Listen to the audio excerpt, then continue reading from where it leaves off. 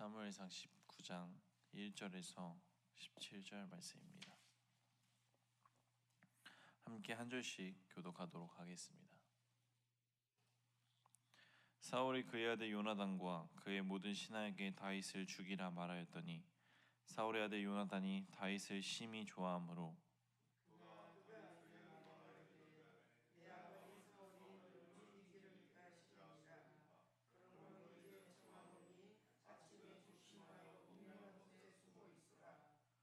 내가 나가서 내가 있는 들에서 내 아버지 곁에 서서 내 일을 내 아버지와 말하다가 무엇을 보면 내게 알려주리라 하고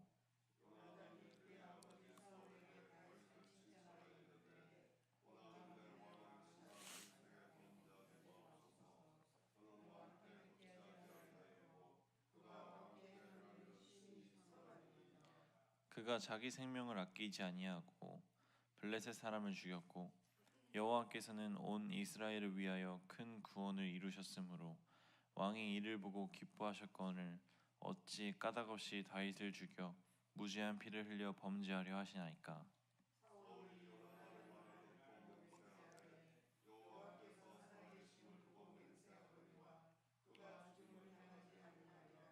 요나단이 다윗을 불러 그 모든 일을 그에게 알리고 요나단이 그를 사울에게로 인도하니 그가 사울 앞에 전과 같이 있었더라.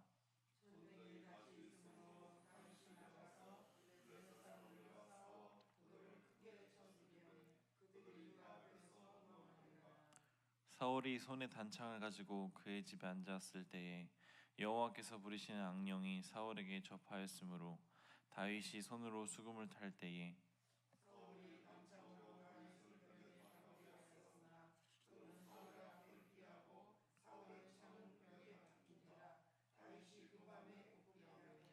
사울이 전령들을 다윗의 집에 보내어 그를 지키다가 아침에 그를 죽이게 하려 한지라. 다윗의 아내 미갈이 다윗에게 말하여 이르되 당신이 이 밤에 당신의 생명을 구하지 아니하면 내일에는 죽임을 당하리라 하고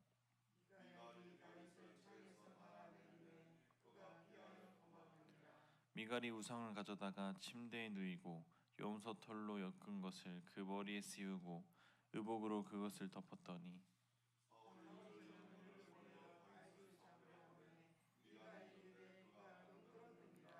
사울이 또 전령들을 보내어 다윗을 보라 하며 이르되 그를 침상채 내게로 들고 오라. 내가 그를 죽이리라.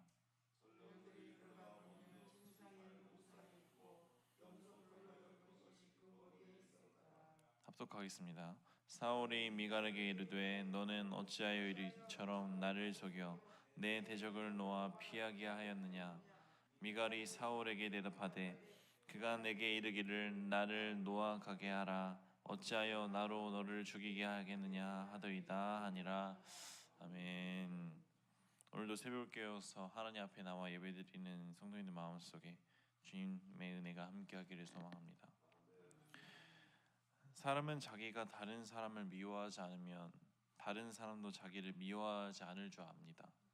그래서 내가 미워하지 않는데 상대방이 나를 미워할 때 그것을 이해하지 못합니다. 오늘 함께 나눈 본문은 이런 이해할 수 없는 상황을 겪는 다윗의 이야기를 담고 있습니다. 말씀을 보면 이제 다윗을 두려워하여 그를 죽이기로 결심한 사울이 행동을 옮기는 장면이 나타나는데 이스라엘의 왕이며 또 자신의 장인인 사울이 이제 자기를 죽이려 한다는 것을 알고는 다윗은 모든 것을 내려놓고 도망자의 길을 떠나게 됩니다. 오늘 주신 말씀 속에 어떠한 하나님의 교훈이 있는지 함께 나누길 소망합니다. 함께 1, 2절을 합독하도록 하겠습니다. 사울이 그의 아들 요나단과 그의 모든 신하에게 다윗을 죽이라 말하였더니 사울의 아들 요나단이 다윗을 심히 좋아하므로 그가 다윗에게 말하여 이르되 내 아버지 사울이 너를 죽이기를 꾀하시느니라. 그러므로 이제 청하노니 아침에 조심하여 은밀한 곳에 숨어 있으라. 아멘. 다윗과 요나단은 사울이 왜 그토록 다윗을 죽이고 싶어하는지 이해할 수가 없었습니다. 왜냐하면 다윗과 요나단은 사울을 미워하지 않았기 때문입니다. 손바닥도 마주쳐야 소리가 나는 법인데 사울은 이미 돌이킬 수 없을 정도로 다윗을 미워하고 있습니다. 탄성이 있는 고무줄을 당겼다가 놓으면 본래 모습으로 회복이 됩니다. 하지만 너무 세게 당기면 나중에는 늘어나서 회복이 되지 않습니다. 거기서 더 나아가 더 잡아당기면 고무줄은 끊어지게 됩니다. 이와 마찬가지로 처음에는 다른 사람을 미워하고 의심을 해도 대개는 시간이 지나거나 한숨 자고 나면 그 미운 마음은 사라집니다. 그러나 계속해서 그 미운 마음을 품고 있으면 그런 마음이 사라지지 않고 회복되기 어려울 정도로 깊은 마음속으로 깊게 자리 잡게 됩니다. 그러나 그런 미운 마음은 자기 자신을 스스로 힘들게 한다는 것을 사람들은 분노로 인해서 깨닫지 못합니다. 요나단은 이미 아버지의 마음의 상태를 어느 정도 잘 알고 있기 때문에 다윗에게 주의를 주고 아버지의 의도를 직접 물어봅니다. 4절과 5절을 보면 요나단은 아버지에게 아무 죄도 범치 않고 오직 목숨을 걸고 블레셋과 싸워서 이스라엘을 구원한 다윗에게 범죄하지 말라고 하면서 무지한 피를 그리고 흘리지 말라고 합니다. 그때 사울은 놀랍게도 다윗을 죽이지 않겠다고 순순히 맹세를 합니다. 그러나 요나단이 사울의 맹세를 듣고 다윗을 사울의 눈앞으로 데려왔을 때 이야기는 달라집니다. 다시 이스라엘의 위기가 왔을 때 다윗이 나아가서 그들을 물리치자 사람들은 다윗을 향해서 환호하였고 사울은 다시 억눌렀던 그의 미움과 시기가 터져나와 통제할 수 없는 분노로 표출된 것입니다. 함께 9절과 10절을 합독하도록 하겠습니다. 사울이 손에 단창을 가지고 그의 집에 앉았을 때에 여호와께서 부리시는 악령이 사울에게 접하였으므로 다윗이 손으로 수금을 탈 때에 사울이 단창으로 다윗을 벽에 박으려 하였으나 그는 사울의 앞을 피하고 사울의 창은 벽에 박힌지라 다윗이 그 밤에 도피하매. 아멘. 자신의 감정과 그리고 이성을 통제할 수 없는 사람이 나에게 위협을 줄 때 또는 내가 그 사람을 힘으로 통제할 수 없을 때에 가장 좋은 방법은 그 자리를 피하는 것입니다. 감당할 수 없는 사탄의 시험이 우리를 그 자리에서 시험을 할 때에 우리는 사탄의 시험을 이길 힘이 없습니다. 때문에 우리는 그 자리를 피하고 봐야 합니다. 즉 우리는 감당할 수 없는 문제를 책임지려 하지 않는 것이 좋습니다. 다윗은 현명하게 사울을 통제할 수 없다는 것을 판단하고 그 자리를 피합니다. 일단 사울을 피함으로 위기는 모면했지만 다윗은 아직 사태의 심각성을 잘 모르고 있었던 것 같습니다. 그래서 그는 자기 집으로 피했는데 그것을 알게 된 사울은 자신의 군사를 보내어 다윗을 죽이려고 합니다. 함께 11절을 합독하도록 하겠습니다. 사울이 전령들을 다윗의 집에 보내어 그를 지키다가 아침에 그를 죽이게 하려 한지라 다윗의 아내 미갈이 다윗에게 말하여 이르되 당신이 이 밤에 당신의 생명을 구하지 아니하면 내일에는 죽임을 당하리라 하고. 아멘. 이때 미갈은 아버지가 다윗을 반드시 죽이려 한다는 것을 알아채고 다윗을 도와줍니다. 말씀을 보면 다윗과 요나단은 미련한 행동을 보입니다. 처음에는 경계를 하나 싶지만 사울의 말을 믿고 다윗을 가장 위험한 자리에 있게 하였고 다윗은 요나단의 말만 믿고 사울을 위하여 악기를 연주했고 또 도망을 쳐도 자기 집으로 도망을 쳤습니다. 그러나 때마다 하나님은 다윗을 사울의 단창에서 지켜주셨고 미갈의 입을 통해서 다윗을 도망치게 하였습니다.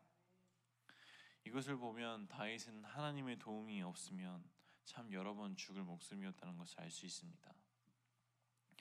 말씀을 묵상하면서 문득 왜 하나님은 다윗에게 이런 고난을 주셨을까라는 궁금증이 생겼습니다. 아마 성도님들 가운데에서도 이런 궁금증이나 또는 의문점이 들으셨을 것입니다. 우리가 그 의미를 다 알 수는 없지만 그러나 하나님은 다윗이 가장 상대하기 어려운 사람을 통하여서 연단시킴으로 또 이스라엘의 새로운 왕이 될 자의 길을 준비하셨다는 것은 알 수 있습니다. 사실 다윗은 어렸을 때부터 맹수들과 싸우며 훈련되어져 왔습니다. 그런데 그 맹수들은 그저 양으로부터 보호하거나 또 죽이면 문제가 해결되었지만 지금 상대해야 하는 맹수는 죽여서도 안 되며 또 지금까지 상대한 맹수보다 힘도 세고 똑똑합니다. 다윗은 이 어려운 상대를 통하여서 연단을 받으며 참 많은 기도를 하게 되었고 전보다 더 하나님을 붙잡게 되었습니다. 왜냐? 이제 시간이 지날수록 다윗이 의지할 것은 점점 사라지며 점점 하나님밖에 없어졌기 때문입니다. 정리하겠습니다.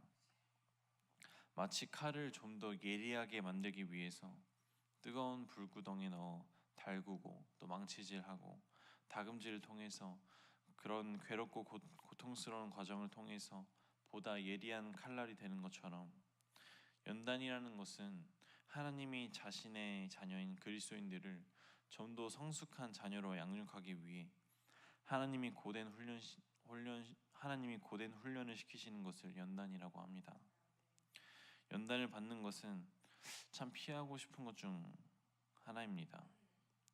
살아가면서 삶이 순탄하고 또 평안하고 그렇다면 가끔은 두려움이 생기기도 합니다.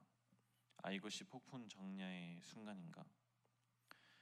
괜히 하나님께서 이제 나를 연단시키기 전에 훈련시키기 전에 쉼을 주시는 것은 아니신가 하고 그런 불안감이 엄습해 오기도 합니다. 그러나 이런 연단의 과정이 내게 다가올 때 기쁨으로 임하기 소망합니다. 그 순간만큼은 괴롭고 슬프고 좌절할지도 모르나 끝이 있습니다. 그리고 그 끝에 주님께서 예비하신 상급과 사랑이 있다는 것을 기억하시길 바랍니다. 우리 그리스도인들은 하나님 안에 거하며 살아갈 때, 하나님께 쓰임 받으며 살아갈 때 우리의 삶의 목적이 바로 서게 되고 어느 길로 가야 하는지를 알게 됩니다. 그리고 그 과정을 통해서 우리는 행복과 평안을 경험하게 됩니다. 살아가면서 늘 하나님의 계획하심 속에서 살아갈 수 있게 또 쓰임 받을 수 있게 자기 자신을 훈련시키면서 또 주님께서 나를 사용하시기 위해 좀 더 나의 그릇을 넓히시려 연단하실 때에 기쁨으로 순종하며 나아가는 저와 우리 생명나무 교회 성도님들 되기를 소망합니다. 기도하겠습니다. 항상 나와 함께 하신 하나님, 살아가며 나에게 고통스러운 일들이 또 겪기 싫은 일들이 다가올 때가 있습니다.